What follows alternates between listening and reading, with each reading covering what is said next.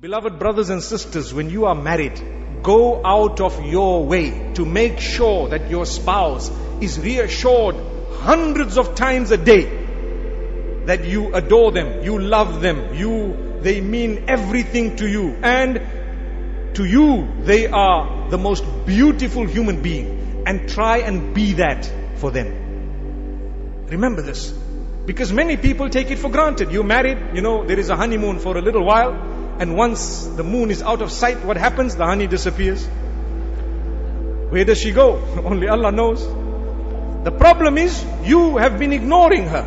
You haven't been talking to her. You don't look at her. You come back from work, you're on your phone, you turn on the telly, you're busy here, you're tired, you read a few things, you're with your friends, come back at 12. Who are you to do that to her? You're supposed to be a spouse. So fulfill the rights of one another, because if you don't, my brothers and sisters, the very fabric of society shall be crumbling, because a home is broken. One broken, two broken. So many homes are broken because we don't realize the responsibility is great. You are married. Come on, that's it. It's over.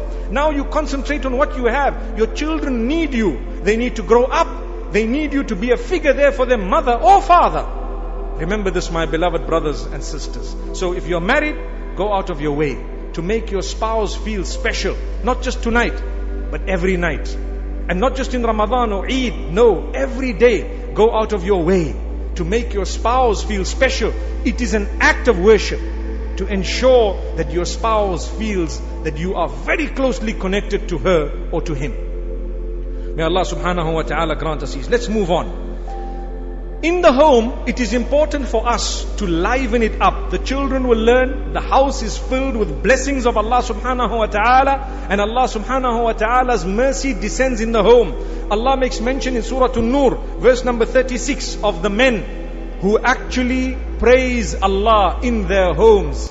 في بيوت أذن الله أن ترفع ويذكر فيها اسمه يسبح له فيها بالغدو والآصال رجال.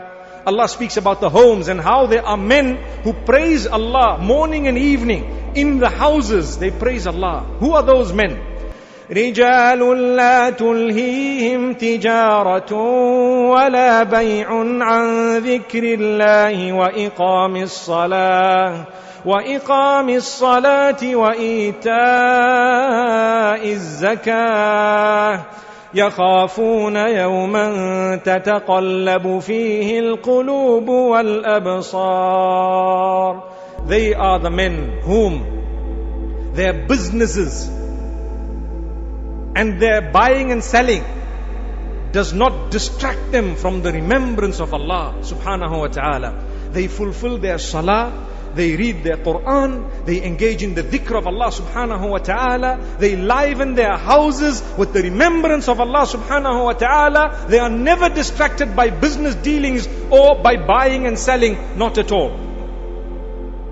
Allah subhanahu wa ta'ala says, they are the ones who fear the day of judgment. They are the ones who are conscious of the day, that the hearts will be turning and the eyes, the vision will be turning, the day of judgment. If we are conscious of the day of judgment, we will prepare for that day.